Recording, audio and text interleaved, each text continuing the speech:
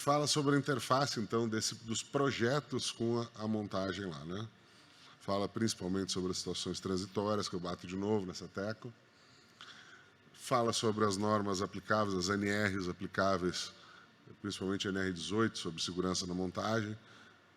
Tem um texto da NR que não está na NR18, mas é uma proposta do setor para que entre na NR18, é um texto mais, vamos dizer, específico para o pré-fabricado, né? Talvez um dia isso entre talvez um dia esse manual vire norma também, e também ajude, né? E ferramentas de gestão de qualidade no sétimo capítulo, né? Vou passar rapidamente sobre os capítulos, né? Então, vê lá, no planejamento, a primeira coisa que é o motivo, né, do planejamento, prevenir situações que possam afetar a segurança dos envolvidos, né? Garantir a integridade da estrutura. Plano de rigging, desenhos, análise do solo, estudo dos equipamentos disponíveis e seus acessórios. Isso tudo está bem detalhadinho no manual lá. Eu não vou entrar nada em específico aqui, porque já tem um manual para entrar no específico. Eu vou ser bem genérico mesmo, né? As tabelas, os raios operacionais, lógico que não tem de todas as máquinas, na verdade não tem nenhuma de específica, tem como usar uma tabela de um guindaste específico para fazer o seu plano de rigging, né? Fala sobre carga e descarga, e é interessante os ângulos que se utiliza nas lingas, nas pegas, né, nos cabos de pega, e quanto que ela diminui a capacidade do cabo. Muita gente não conhece essa diferença de um cabo a 60 graus de um cabo a 45 graus. Né? Pensa que um cabo de meia polegada ou 16 vai pegar sempre a mesma carga. Né? E no manual existem tabelas de carga, de capacidade de carga, né? Opa, voltei, não sei voltar. Fala sobre amarração de carga nas carretas.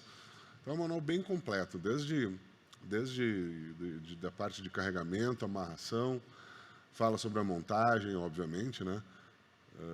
Sobre o planejamento de montagem, dá ideias de rotinas usuais, não é que isso seja obrigatório, mas é uma rotina que é pelo menos interessante seguir, né? O motivo da apresentação é mais mostrar para vocês que existe hoje esse material completo sobre montagem, existe ele linkado com as normas a 6118, a 9062, eles são as ferramentas que a gente tem hoje para chegar no final da rotina da montagem com segurança, né? Às vezes o pessoal que está em obra não tem onde consultar qual é a capacidade de cabo, qual é a capacidade dos ganchos, né? Isso tem tudo resumido no manual, por isso que ele é formato caderno mesmo, para ser consultado em obra, né? As capacidades de carga, os tipos de laço, como definir qual é o gancho, qual é a carga que esse gancho pega nas diferentes posições que ele vai ser instalado, né? O engate da peça, né? Isso aí, muitas vezes, o pessoal não sabia que tem diferença também. Da mesma coisa que o ângulo do cabo, se eu pegar ele lá, a carga na ponta do gancho, eu estou só com 40% da capacidade de carga do que se eu pegar ele da maneira certa, verticalizado, né? Então a gente acredita que com esse manual a gente englobou todos os aspectos da montagem que estavam nas boas práticas ou não, né? Cada empresa tinha a sua, ou algumas não tinham, tinha suas manias, né? Hoje a gente tem um documento que a gente pode utilizar no dia a dia e garantir a nossa montagem com segurança, né? Eu não vou me estender muito, a gente já está muito atrasado no horário, né? O objetivo era mostrar para vocês essas ferramentas que a gente tem hoje para garantir a segurança da montagem, né? Obviamente fala de cada um dos elementos, como monta um, como monta o outro, né? Montagens especiais. peças especiais, uma viga de apoio de arquibancada, passando por dentro de um pilar, coisas bem interessantes ali, né? Tolerâncias, isso está na norma, né? Está no 9062. Fala sobre tem um capítulo somente de projetos, que é um capítulo que fala muito sobre as situações transitórias, né, de que a estrutura vai passando, os elementos e a estrutura vai passando, né, os tipos de ligações que são transitórias durante a montagem, são ideias, né? Existem várias outras, mas... E esse é o capítulo da NR18 mesmo, que a gente tem um texto que foi desenvolvido pela ABSIC com proposta de alteração da NR18, né? Lá no final, as ferramentas de gestão. Também é uma ideia, cada um faz a gestão da sua fábrica como ficar melhor, né? Como acha mais produtivo. Mas são algumas ferramentas e alguns formulários que estão sendo apresentados lá que realmente ajudam na hora da montagem. Então, de novo, não queria me estender, já estamos no avançado da hora, agradeço a todos aí. Agradeço aos guerreiros que ficaram até o final, né?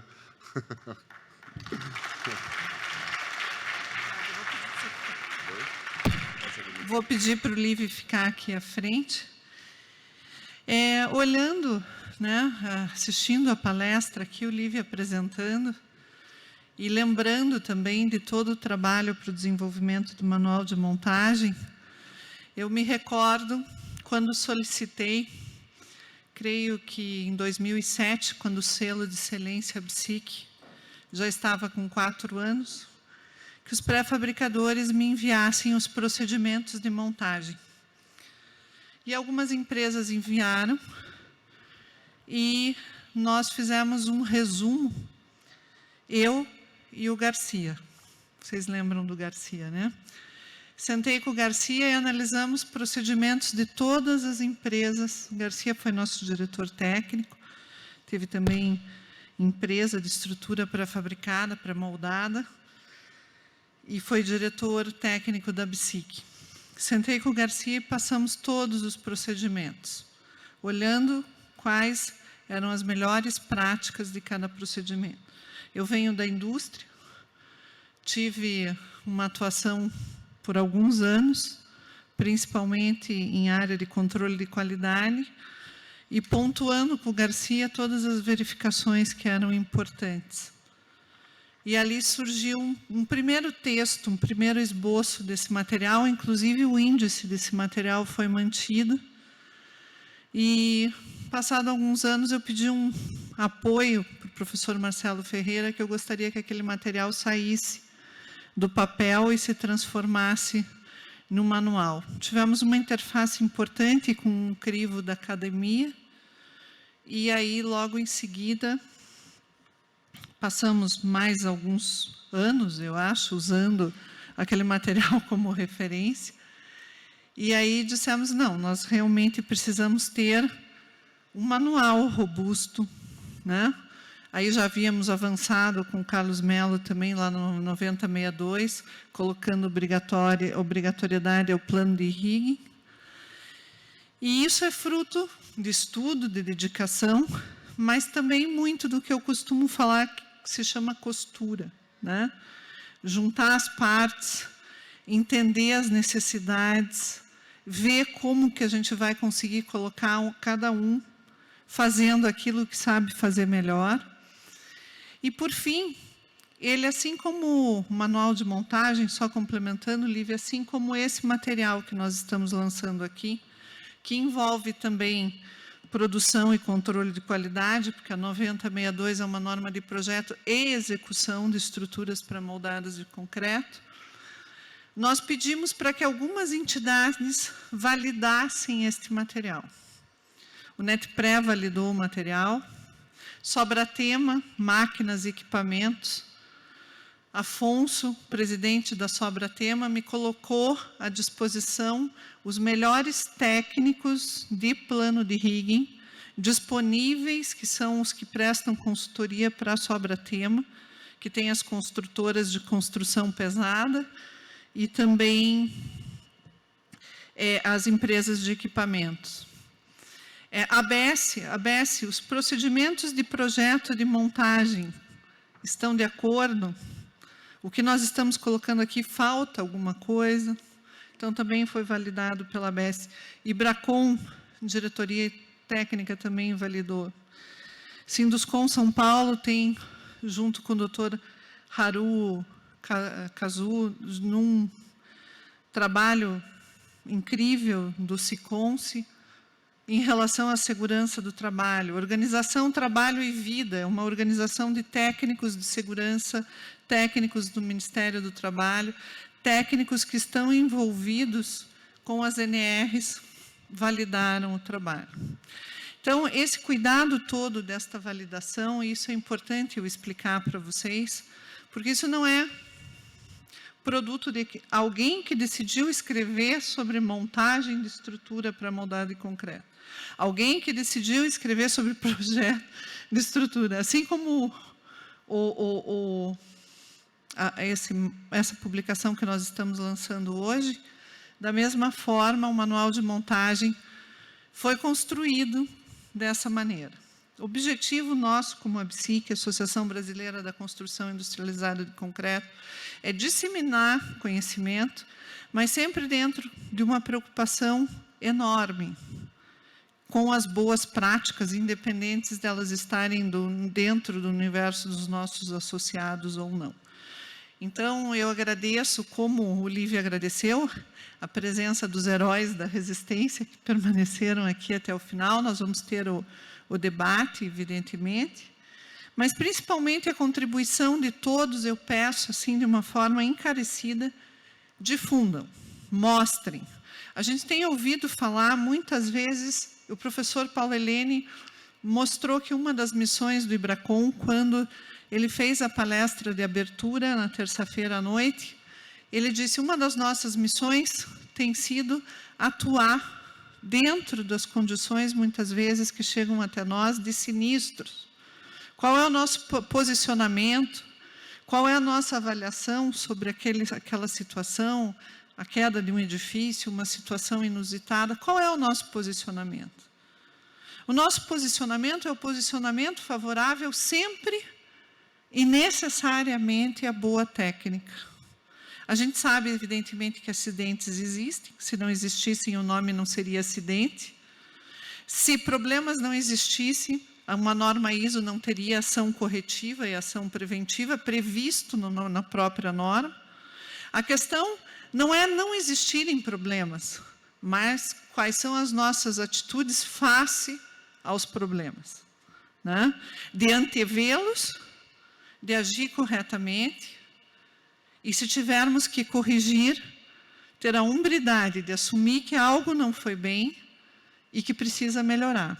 Então, essas ferramentas, a nossa intenção desde sempre, não foi em nenhum momento que elas fossem para as prateleiras, mas que elas estejam continuamente sendo utilizadas e usadas em todo o material. Eu agora há pouco estava com a minha filha, tirei uma fotografia ali de alguém que chegou ao professor Munir pedindo para ele autografar 2 livros, que eu já falei aqui, né, está disponível na oficina de textos, eles estão lançando.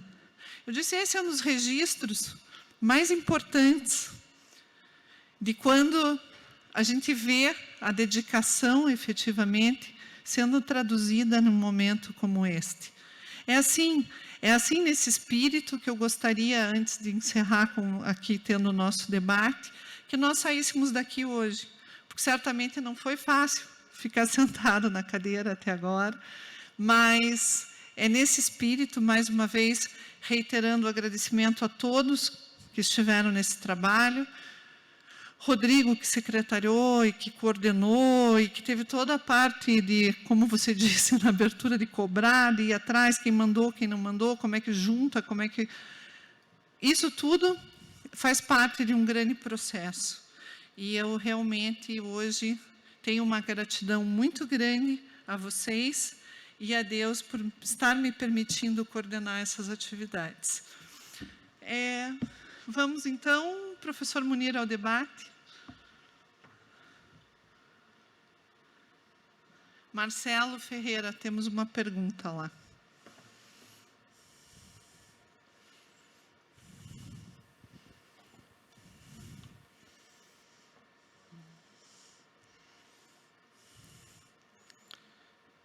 Marcelo, mantenha a mão. Bom, a Josi te conhece. É que se fosse as meninas aqui da organização, tá. Eu peço sempre para manter a mão erguida, porque... Para o professor Munir,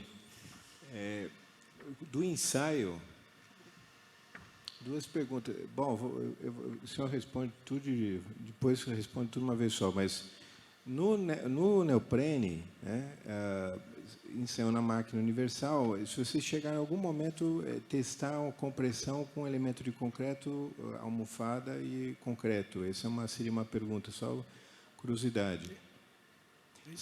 Desculpe, dá para repetir a pergunta? Ao invés de colocar só na máquina universal, que é chapa metálica, né, e almofada, se vocês fizeram algum ensaio de compressão com elemento de concreto, essa é uma pergunta, porque no neoprene faz diferença, né? De qualquer jeito, no neoprene, o ensaio, embora não tenha totalmente padronizado, você acaba jogando fora 1 megapascal, né? E tenta pegar um trecho, talvez até que fique interessante esse do 3 megapascal, do 2, para pegar aquela inclinação, que você joga fora primeiro, se vocês viram alguma coisa. E o último, que aí sim que eu queria fazer uma observação, ouvir você, porque se você não tem muita deformação transversal, esse material ele fica muito interessante para apoio de elementos protendidos, porque não dá problema. E vocês comentaram, ficaria até melhor, por exemplo, para usar para laje alveolar, que tem resistência, e não dá problema de fendilhamento, né? E seria uma coisa, talvez eu sugeriria acrescentar isso, porque teria uma recomendação. É isso daí. Ok, vamos ver se eu lembro de tudo. Primeiro, se vocês têm algum dado... Não fizemos nenhum ensaio do jeito que você está falando, colocando a almofada em cima de vamos dizer, de um bloco de concreto e depois comprimir os dois. A gente fez alguns ensaios em que colocava um bloco de concreto, a almofada e outro bloco de concreto. Isso foi feito. Aí o que acontece é que fizemos como teste de comparação o contato direto dos dois blocos e eu colocando a almofada. Aí a gente tem um ganho de resistência aí dos 30%. Foi o que a gente obteve quer dizer, quando você coloca a almofada, você consegue uns 30% a mais. Mas não foi abordado aqui, foi uma dissertação de mestrado, mas ela não está incluída, esse tipo de teste não foi incluído nessa publicação. A terceira pergunta eu lembro, de fato, sim, a gente pensa nisso daí, mas de fato, em princípio, seria mais apropriado do que um contato direto ou elastômero. O elastômero tem ele, sem dúvida, é favorável, ele favorece, as almofadas favorecem esse tipo de aplicação. E a outra medida, a gente chegou a comparar placa, tinha placa e pegamos as placas de neopreno e comparamos. E aí eu tenho alguns afundamentos, só que assim, eu não tenho na cabeça, não. Infelizmente não tem. Mas a gente chegou a fazer alguns ensaios comparativos. É claro que o elastômero é muito mais mole, ele deforma mais. Mas o número eu não... Faz muito tempo. Não, a minha sugestão só depois é ver, porque vai depois para ir para a norma, usar o mesmo critério para ensaiar um ou outro na compressão, porque no simples, porque no fundo você tem quase uma acomodação lá do 1 megapascal. E aí pegar do 2 ao 3, vai pegar aquela inclinação, você já teria o E, né? Mas eu acho que uma das coisas que é uma sugestão aí é essa questão do fendilhamento, porque seria uma melhoria de desempenho. Ainda mais quando você tem um problema que você tem que para melhorar apoio de laje alveolar, que nós não temos isso com o neoprene. Sim, não, da laje, sim, eu sabia, não acabei não explorando, mas sim, eu já obrigado pelo reforçar, mas isso é uma coisa interessante. Eu cheguei a falar em alguma coisa de apoio de laje, mas não sei detalhar. Foi bom você ter reforçado. Ficou alguma coisa mais? Não. Por favor, a outra pergunta. Bom, eu estou pegando gosto também de falar no microfone. O professor Munir também. Professor Munir, primeiro, parabéns pela... Professor. Professor. Primeiro, parabéns pela apresentação e matando a saudade das aulas de quase 30 anos atrás, né? Isso é muito bom. A questão do custo já foi feito, como o senhor comentou, que tem uma empresa que já trabalha há 15 anos, né, praticamente. Já existe assim, uma ideia, uma correlação entre preço? Eu estou perguntando isso porque na região lá do Mato Grosso tudo é mais complicado, né? A questão de logística, custo de frete, tudo isso acaba chegando um produto um pouco mais, né, oneroso. Mas já existe essa correlação assim? Não, eu para falar a verdade, eu fiz uma estimativa de custo há muito tempo atrás e eu não atualizei. Mas, veja bem, o custo, por mais caro que fica o metro cúbico desse material, você vai usar uma quantidade muito pequena, 1 centímetro. Então, de fato, eu vou ficar devendo, mas, assim, tem muita... A fibra de polipropileno não é tão cara. O custo relativo em relação ao neoprene, por exemplo, que é o mais usado, não em relação à estrutura, a relação entre os aparelhos. Então, eu também não tenho muito preço atual do neoprene. Mas, certamente, eu diria que o custo desse material, é muito baixo. É muito baixo porque... você usa em quantidade de 1 centímetro. Bom, o neoprene é um material mais... esse é cimento, areia. A vermiculita o custo é muito baixo. Tem o custo da fibra, mas a fibra de polipropileno não é tão cara. Látex também não é caro. Infelizmente, eu devia ter trazido um pouco mais de custo, mas faz tanto tempo que eu fiz esse levantamento. Comparado com o neoprene, eu não chego a comparar, mas eu comparei com o metro cúbico de concreto. Deve ser umas 5 vezes maior do que o custo de concreto, ou até um pouco mais. Mas a hora que você pensa na almofada, na coisa, o custo é muito baixo, é muito baixo. Proporcionalmente é muito baixo porque você usa pouco material. Luiz André. Dá tempo ainda? Ele Da última, cansado, né? vamos dizer assim, última. Não é exatamente cansaço, mas que eu estou um pouco só preocupada com a estrutura aqui, que eu preciso liberar às 18. Só parabenizar pelo evento, né? Acho que toda a tua dedicação, né, para que isso se realize. A todos que contribuíram com todo o material, né? As publicações, tudo. Acho que a associação agradece muito, né, a todos, é grata a todos, porque é um trabalho conjunto, né? De inúmeras pessoas, inúmeros técnicos, professores. Eu acho que isso é super importante ressalvar, né, Rodrigo? Rodrigo aqui deu uma contribuição, associações, né, a ABS, a BSIC. Eu queria comentar um negócio que o Liv pontuou bem ali, né? O enjambre, né, Liv?